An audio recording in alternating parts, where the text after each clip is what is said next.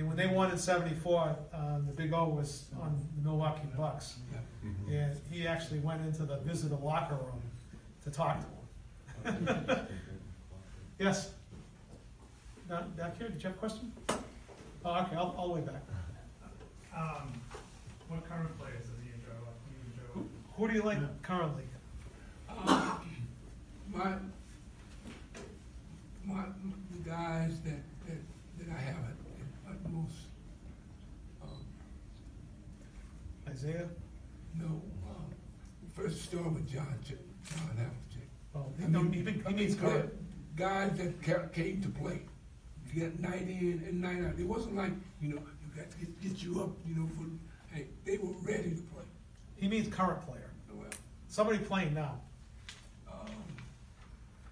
They haven't rounded out yet. I had a feeling that's what you were saying. Somebody asked him once someplace about playing defense. Somebody's ability a current player's ability to play defense, and JoJo. They were definitely going through it to get to the end to get paid. I mean, that was right here. There's a lot of things that has to be passed down to know that you can show it on the floor because you work on it every day. Not these guys. It's a different game. Yeah. It's totally different. He told me once that I forget the player, but they were asking, somebody asked a question about their defensive abilities, and his response was he couldn't guard a parked car. which I still remember because I thought it was pretty funny. Yes? Was the Game 5 your favorite game to play ever, or was there another one? When you knew Game 5 of '76, was that your favorite game? Or? we had the ball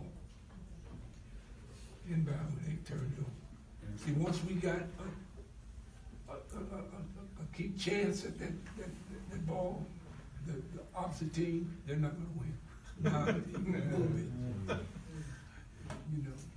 Cut your tape off that game, right? For sure. Before, when they thought the game was over until Richie Powers decided it wasn't. Yeah, you're right. They had to go back onto the floor. They had already taken their tape off, so it was quite a night. Yes. Well, from one alumni to another. Yeah, you got the right hat on. Yeah. Rock chalk.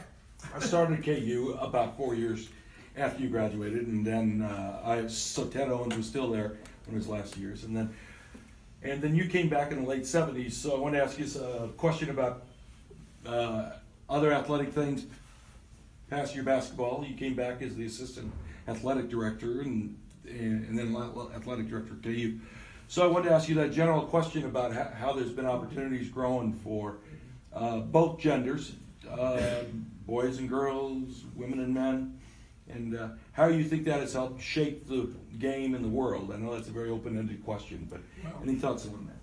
I need to think we need to go back and stretch it out even further. I mean, money you can make is hurting a lot of young, developing, athletes, because they are caught up on, how much I got in my purse. You have to go to jail, not that jail, no, where to go to get yourself in the best condition you can be. You'll scare yourself.